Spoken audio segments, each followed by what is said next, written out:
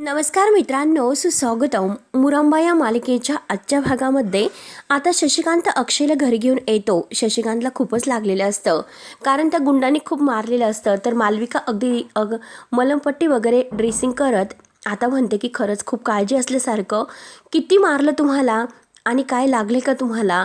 तेव्हा आता इरावती म्हणते की हो, हे सगळं काही त्या रमानेच केलेलं आहे.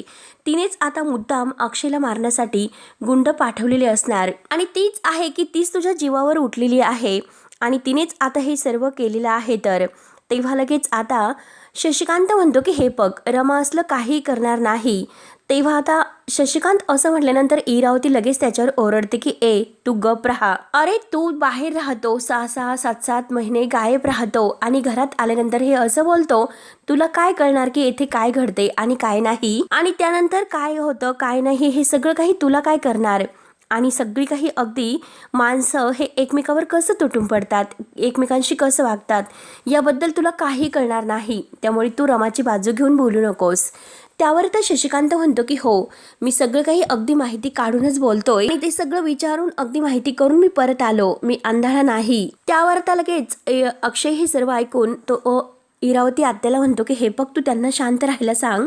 जाताना मात्र त्यांनी जी नाटकं केली होती, जे काही अगदी हे करून म्हणजे गेले होते तमाशा वगैरे, ते सगळ्यांच्या लक्षात आहे.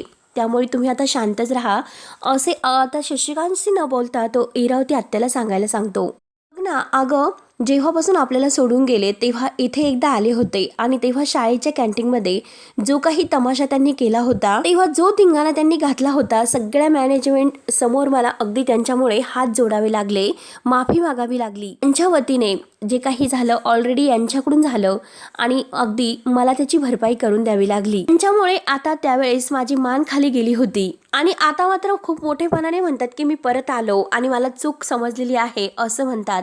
बिचारा शशिकांत खाली मान घालून बसलेला असतो, कारण त्याने चूक केलेली असते म्हणून आता तो बोलणं ऐकून घेतो. पार्वती आजी सुद्धा शांत राहते. तर अक्षय म्हणतो की हे बघ, त्यांना तुम्ही असं सांगा की त्यांना यायचं असेल तर खुशाल या, परंतु जे आमचे प्रॉब्लेम्स आहेत तर ते दूर करण्यासाठी आम्ही सक्षम आहोत. त्यांनी मात्र त्यामध्ये इंटरफेअर करण्याची गरज नाही. यांना म्हणा तुम्ही परत जा.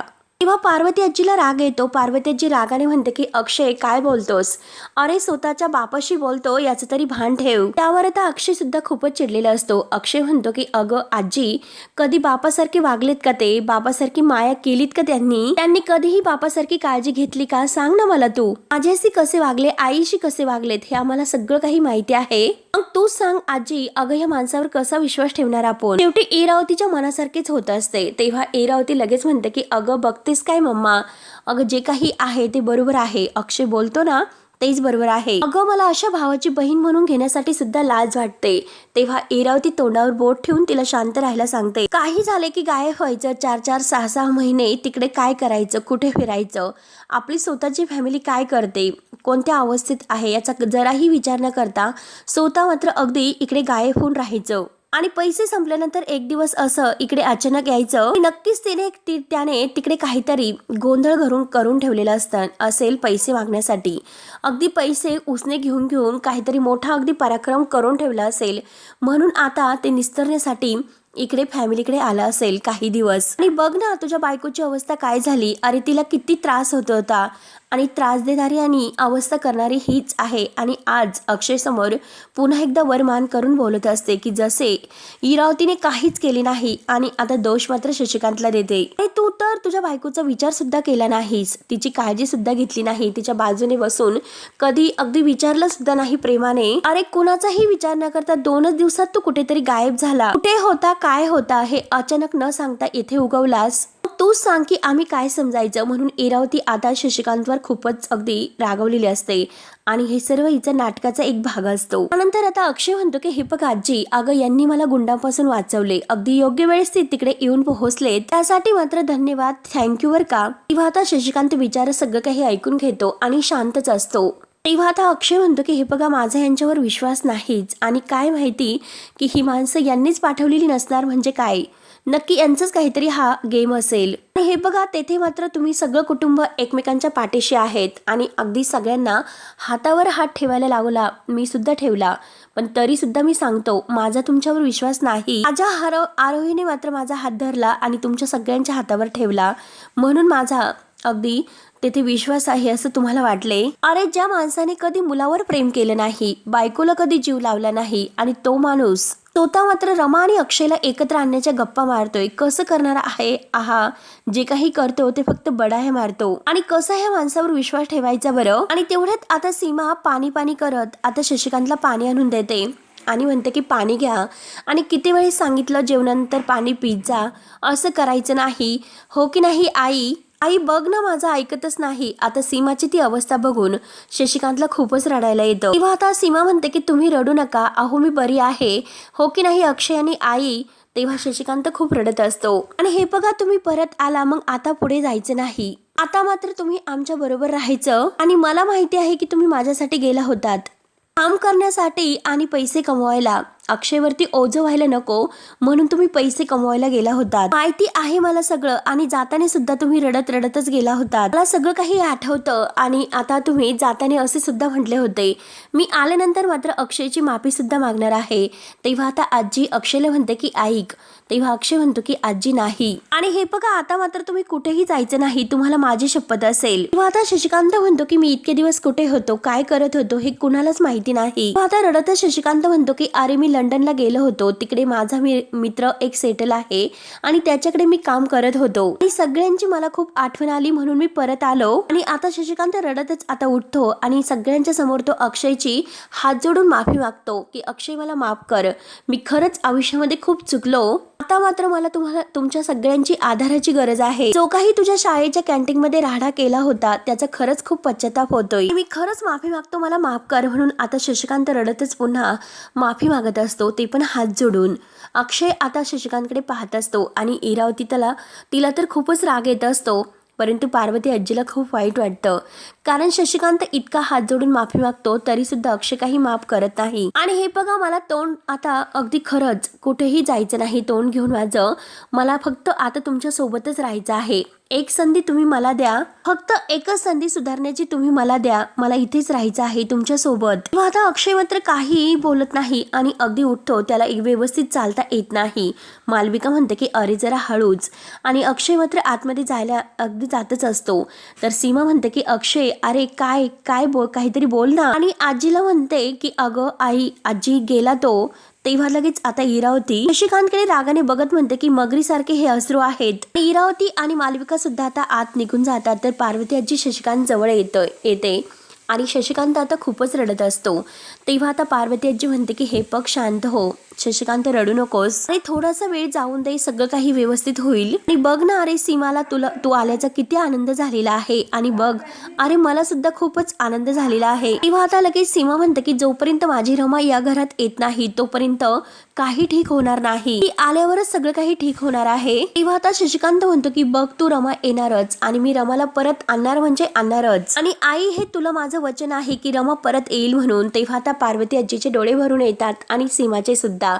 तेव्हा आता पार्वती आजी म्हणते की अगं शशिकांत म्हणाला ना तुला, नक्की तो तिचं वचन पूर्ण करेल आणि रमा आपली परत येईलच. सीमाला आता खूपच अगदी आनंद होतो, आनंद अश्रू तिच्या डोळ्यातून येत असतात. पार्वती आजी म्हणते की एक एक करून सगळे काही परत येतील, बघतच राहा तू. त्यानंतर आता दुसऱ्या दिवशी सकाळी आता शशिकांत बाहेर फिरत असतो आणि आजी मात्र त्यासाठी चहा घेऊन येते. आणि आता शशिकांत चहा बघून खुश होतो. तर शशिकांत म्हणतो की आजी म्हणजे आई मला 2-2 कप चहा लागतो, हे अजूनपर्यंत तुला माहिती आहे. तर पार्वती आजी म्हणते की हो, मी कुठे विसरणार आहे का. आणि हे बघ शशिकांत खरंच खूप तू बरं केलंस की तू आलास म्हणून. तेव्हा आता शशिकांत म्हणतो की आई तू असं का म्हणतेस ग. तर पार्वती आजी म्हणते की बघ ना अरे अक्षयची परिस्थिती बघ कसं झालेला आहे, तो पूर्णपणे हरून गेला, अरे त्याला आता तुझी गरज आहे. आणि हे बघ तो रागवलेला आहे, तू ते मनावर घेऊ नकोस, प्लीज तू अक्षयला समजावून घे, त्याच्यावर चिडू नकोस. अरे अगदी साधा सरळ आहे, त्याला मात्र तुझ्यासारखं वागणं नाही जमत. आणि हे बघ ते सर्व काही चांगलेच आहे, पण आता या वेळेस मात्र रमाला परत आणण्यासाठी म्हणजे त्याला तुझी गरज आहे ही लक्षात घे. आता शशिकांत म्हणतो की आई अगं पण त्याला माझी मदत नकोय ना. आता पार्वती आजी म्हणते की अरे त्याला जरीही तुझी गरज नसेल मग तू गप्प राहणार आहे का. तर शशिकांत म्हणतो की मुळीच नाही, माझ्याकडे एकतर खूप प्लॅन्स आहे आणि ते फक्त एक्झिक्यूट कसे करायचे हे माहिती नाही, तेच कळत नाही. आता इतका मोठा कप चहाचा देऊन सुद्धा शशिकांत म्हणतो की आई अगं मी खूप विचार करतोय, त्यामुळे तू एक काम कर, आणखीन मला 1 कप चहा बनव बरं. पार्वती आजी म्हणते की अरे काही गरज नाही, चहाशिवाय तू तुझं डोकं चालव. तेव्हा आता शशिकांत म्हणतो की काय ग आई तू, अरे 3 कप तू कुठे पितो सकाळी सकाळी, आणि 2 कप पिऊन मस्त आणखीन पार्वती आजीला तो 1 कप चहा बनवायला लावतो आणि मस्त आता विचार करत बसतो. आणि तेवढ्यात मात्र आरोही स्कूलला निघालेली असते आणि आरोही मात्र आजोबांना बघून आता घट्ट अशी मिठी मारते. शशिकांत तिला उचलून घेतो आणि काय कुठे निघालीस, स्कूलमध्ये चाललीस तू? आणि आता म्हणतो की खरंच मला तुझी किती आठवण आली, काय सांगू मी तुला, बापरे बाप. तेव्हा आता आरोही म्हणते की हो कट्टे, आणि ती रुसून अगदी चेहरा वळून बसते. तेव्हा आता शशिकांत अगदी लाडातच तिला घेतो आणि म्हणतो की काय झालं सांग बरं. तेव्हा आरोही म्हणते की तुम्ही मला न सांगता गेलेत आणि आलेत तर मला सांगितलं सुद्धा नाही. त्यावर त्या शशिकांत म्हणतो की अगं एक खूप अर्जंट काम आलं होतं, त्यामुळे मला अगदी अर्जंट गावी जावं लागलं, सॉरी पिल्लू. आणि तुझी मला इतकी आठवण येत होती काय सांगू मी, मला जेवण सुद्धा जात नव्हतं पिल्लू. आणि हे बघ एक रात्री तर अगदी उपाशीच झोपलो, इतकी मला तुझी आठवण येत होती, त्यामुळे आजोबांना मात्र आता एक अशी गोड गोड पप्पी द्यायची बर का. तर आरोही आता खुश होऊन हसते. गोड पापा ती शशिकांतला देते. शशिकांत खुश होतो. आरोही विचारते की माझ्यासाठी काय आणलं बाबा. तेव्हा आता शशिकांत म्हणतो की खूप सारे चॉकलेट्स मी आणलेले आहेत. तर आता मात्र आरोही ते ऐकून खूप खुश होते. शशिकांतच्या हातावर टाळी देते. दोघे खुश असतात. आरोही विचारते की काय बाबा तुम्ही बाबांना भेटलात का. तेव्हा आता शशिकांत म्हणतो की अगं भेटलो, पण त्याची माझ्याशी कट्टी आहे, तो माझ्याशी नाही बोलत बेटा. तेव्हा आता जी म्हणजे आरोही विचारते की अरे बाबा असं का करतो, सगळ्यांची कट्टी का घेतो बरं. आईची सुद्धा त्याची कट्टी आहे आणि आईशी सुद्धा तो बोलत नाही. तो तर मला म्हटला होता की आईला मी परत आणतो, परंतु त्याने तर आईला परत आणलेच नाही. तेव्हा आता शशिकांत म्हणतो की मी त्याला म्हटलं होतं की रमाला परत आणण्यासाठी तू माझी मदत घे, परंतु तो माझ्याशी बोलायला तयार नाही आणि मदत कशी घेणार. तेव्हा आता आरोही म्हणते की त्यांना तुमची मदत नकोय, परंतु मला मात्र आई हवी आहे. शशिकांत म्हणतो की मी इतकीच मदत कोणाची तरी नक्कीच करू शकतो. तर आरोही खुश होते आणि म्हणते की हे बघा आपण दोघांनी मिळून काहीतरी प्लॅन करायचा आणि आई बाबांना एकत्र आणायचं. ते ऐकून शशिकांत खूप खुश होतो आणि शशिकांत म्हणतो की त्यासाठी मात्र तुला मी जे काही सांगेल तसं वागावं लागेल, प्रॉमिस ना. तेव्हा आरोही म्हणते की प्रॉमिस, आणि दोघे आता एकत्र येतात. आणि आता मात्र शशिकांत खुश होत तिला स्कूलमध्ये सोडवायला येतो. त्यानंतर रमा मात्र आता इकडे स्कूलमध्ये आलेली असते आणि बाहेरच असते, इकडे तिकडे पाहते. कारण जेव्हा ती आता साखरपुडा झाल्यानंतर कॉलेज मध्ये आलेली असते तेव्हा आता सगळ्यांनी तिचं अगदी कॉंग्रॅच्युलेशन्स अगदी म्हणजे अभिनंदन केलेलं असतं आणि ते सर्व क्षण तिला पुन्हा आठवतात. ती इकडे तिकडे अक्षयला शोधत असते, परंतु अक्षय मात्र तिला आता दिसत नसतो. काल जे काही अक्षयने सगळ्यांना अगदी सांगून जे स्वागत केलेलं आहे ते तिला आठवत असते आणि अक्षय आता कुठे गेला असेल म्हणून ती पाहत असते. तेव्हा आता ती विचार करते की आज सर्व काही शांत शांत आहे, काही सरप्राईज वगैरे काही नाही वाटतं. आणि कसं असेल, कारण मी जे काही केलेलं आहे त्यामुळे ते नक्की हर्ट झाले असतील आणि एका अर्थी मात्र हे सर्व चांगलंच आहे. त्यांना माझा राग आला असेल आणि आता मात्र ते काही परत नाही येणार आणि मला सुद्धा त्यांना दुखवण्याची आता काही गरज तर नाही लागणार. त्यानंतर आता कॅन्टीनचे जे काही सर आहे जे देखरेख करतात तर ते मात्र आता तेथील पिओनला सांगत असतात कॅन्टीन आता आज मात्र अक्षय म्हणजे देवदर नाही होऊ शकत. जे काही आता शॅम्पल्स आहेत ते तिकडे त्यांच्या घरी पाठवायचे आहेत. आणि तेवढ्यात रमा हे सर्व ऐकते आणि रमा ऐकत ऐकत चाललेली असते. तर ते दोघं आता रमाला बघून रमाला गुड मॉर्निंग बोलतात. आणि तेवढ्यात आता ते पिओनला सांगत असतात की कामात जर काही अडचण आली तर मात्र आपण अडचणीत येऊ शकतो, त्यामुळे जे काही असेल ते अगदी व्यवस्थित लक्ष देऊन करा. आणि आता तो पिओन विचारतो की परंतु आज मात्र अक्षय सर का आले नाही, नक्की काय झालं. किंवा आता रमाच्या कानावर हे सर्व काही पडते आणि ती विचार करते की अक्षय आज काय येणार नाहीत, नक्की काय येणार नाहीत बरं. सगळं काही ठीक तर असेल ना, त्यांना काही झालं तर नसेल ना. आणि मी काल मात्र जास्त त्यांना खूप काही बोलले, त्यांचा अपमान केला. रमा आता पुन्हा त्या दोघांजवळ येते आणि विचारते की काय झालं, काही गडबड आहे का. तेव्हा आता पिओन म्हणतो की नाही मॅडम, अहो कसली गडबड वगैरे काही नाही, रोजचीच कामं आहेत. तेव्हा आता रमा म्हणते की अहो असं कसं, मला दिसते की नक्की काहीतरी गडबड सुरू आहे. तर काही किचन मध्ये प्रॉब्लेम झालेला आहे का, आणि जर तसं काही असेल तर अक्षय सरांना अगदी मला भेटायचं सांगा, मी त्यांच्याशी बोलते. किंवा आता ते शेळकी सर आहे तर ते म्हणतात की मॅम आज मात्र अक्षय सर नाही आले.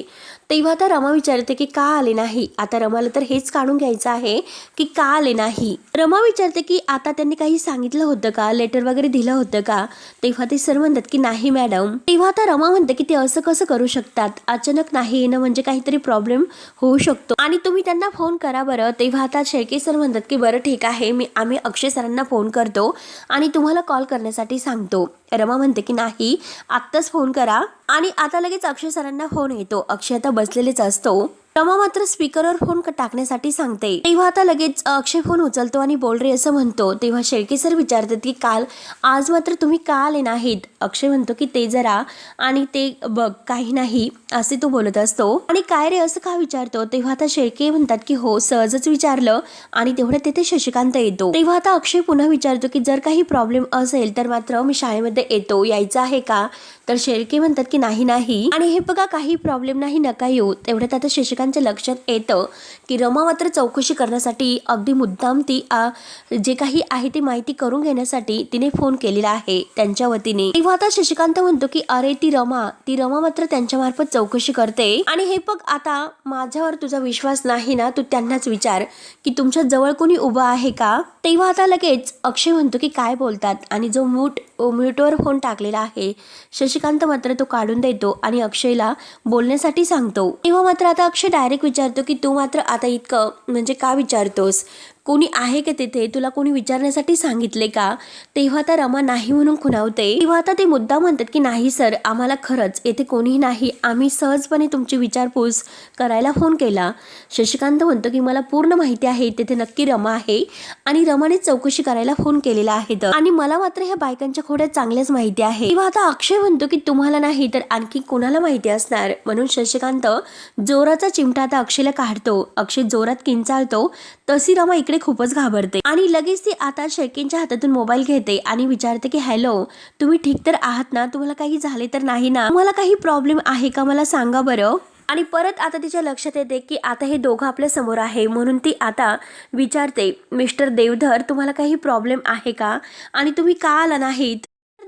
मिस्टर देवधर म्हणून रमा आता विचारपूस करत असते. तेव्हा आता शशिकांत मुद्दाम फोन कट करतो आणि अक्षयला म्हणतो की करेक्ट वेळेला मी फोन कट केलेला आहे. म्हणजे रमा कशी धावत तिकडे येते हे आता शशिकांत बरोबर प्लॅन करत असतो. तेव्हा शशिकांत म्हणतो की बघ आता तिची घालमेल कशी वाढते ते.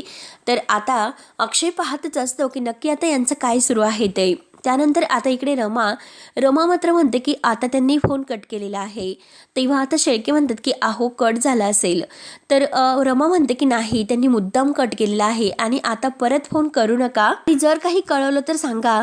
तेव्हा आता शेळके म्हणतो की ओके मॅम. तेव्हा आता शशिकांत स्वतःच्या मनात म्हणतो की आता मात्र आरोहीला जे काम मी करण्यासाठी सांगितलेलं आहे तर ते काम केल्यानंतर आता खूपच मजा येईल. आणि रमा आता आरोहीकडे जाणार असते आणि तेव्हा आता रमा आपल्या कॅबिन मध्ये येते आणि खूप विचार करत असते.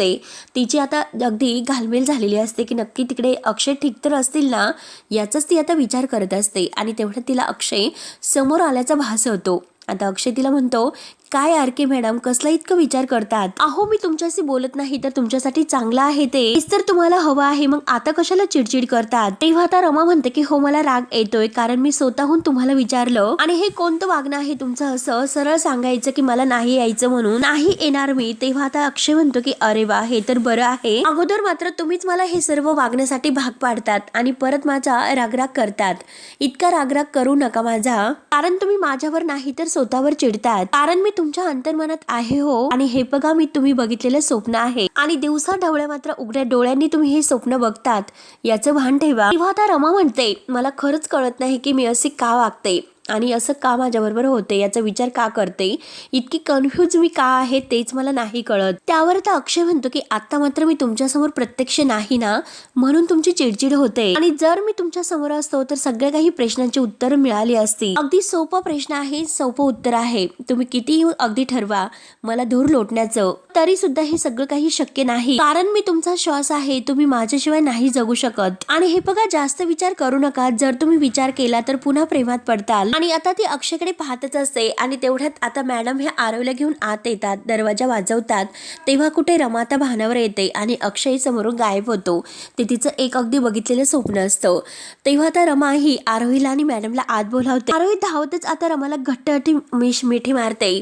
तेव्हा आता रमा म्हणते की काय झालं बेटा, तू का रडतेस बरं. तेव्हा आता त्या मॅडमला विचारतात की आरोहीला रडायला काय झालं. तर मॅडम म्हणतात तिला बाबांची खूपच आठवण येते आणि तिला घरी जायचं आहे. तुम्हीच म्हणाल्या होत्या की आरोहीबद्दल जरी काही असलं मला सांगत जा म्हणून, तिला घरी घेऊन जायचं आहे म्हणून मी तुमच्याकडे आले. तेव्हा आता रमा म्हणते की तुम्ही या, मी बघते काय करायचं ते. म्हणून मॅडम आता तिथून निघून जातात आणि रमा आरोहीला खाली बसवते आणि विचारते की काय झालं आरू, तू का रडतेस बरं. अगं तू घरूनच आलेली आहे, मग तुला बाबाची आठवण काय येते बरं. तेव्हा आता आरोही रडतच म्हणते की मला बाबांची खूपच आठवण येते कारण त्यांना खूप लागलेलं आहे ग. अगं काल रात्री मात्र जेव्हा ते तुझ्या घराच्या बाहेर होते तेव्हा काही गुंडांनी मात्र त्यांच्यावर हमला केला. तुझ्या घरासमोर जे काही प्लेग्राऊंड आहे ना तिथे. आता हे ऐकल्यानंतर रमाला धक्काच बसतो.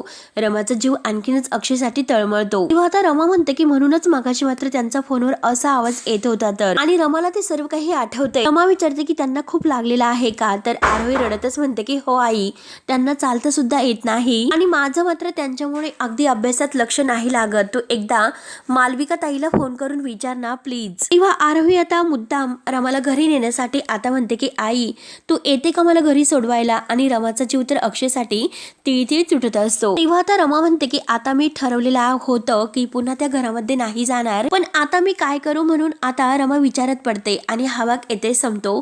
पुढील भागामध्ये आता आरोही मात्र रमाला घेऊन येते आणि अक्षयला आवाज देत म्हणते की बाबा बघ कोण आले ते. तेव्हा आता फुलांचा बुके वगैरे घेऊन मात्र रमा तेथे येत असते आणि अक्षय धावतच जायला निघतो. तेव्हा आता शशिकांत म्हणतो की ए तू कुठे निघालास. तर म्हणून आता तो अक्षयचा हात धरतो आणि आता अक्षयला म्हणतो की नाही तू इतक्या लवकर बाहेर जायचं नाही. म्हणून आता तो अक्षयच्या हाताला धरतो आणि त्याला आत घेऊन जातो कारण त्याला आता अगदी मलमपट्ट्या वगैरे करून अगदी रमासमोर मग खूपच लागलेला आहे असं दाखवायचं असतं. पूर्ण आता त्या अगदी डोक्याला बँडेज बांधतो, अगदी गालाला सुद्धा, हाताला सुद्धा, आणि म्हणतो की प्रॉपर मी तुला आता बँडेज बांधतो. इरावती आता हे सर्व पाहतच असते आणि जे काही आता सॉस वगैरे लावून मात्र हे बँडेज बांधत असतात. तर अक्षय ती बॉटल हातातून घेतो आणि म्हणतो की हे सॉस वगैरे लावून तुम्ही काही माझ्या वेदना कमी करणार आहात तर मला जाऊन द्या. तेव्हा आता शशिकांत म्हणतो की हे बघ, एकतर तू अगोदरच तुझं प्रेम गमावलेलं आहे, त्यामुळे मी तुला जे काही सांगत आहे अगदी तसेच वाग आणि तरच रमा तुला परत मिळेल म्हणून. आणि तेवढ्यात आता रमा धावतच अक्षयच्या रूम मध्ये येते. शशिकांत लपून बसतो. रमाच्या डोळ्यात पाणी येते अक्षयची ती अवस्था बघून आणि विचारते की तुम्हाला हे सर्व काय झालं. तेव्हा आता अक्षय म्हणतो की कोण गुंड होते आणि कोण नाही, त्यांनी मला खूप मारलं आणि ते नक्की कोण होते, का मारलं, खरंच मला काही माहिती नाही. तेव्हा आता मित्रांनो शशिकांत तर खूपच हसत असतो. तर आता नक्की पुढे काय होईल हे बघण्यासाठी आपल्या चॅनलला सबस्क्राईब करत राहा. धन्यवाद.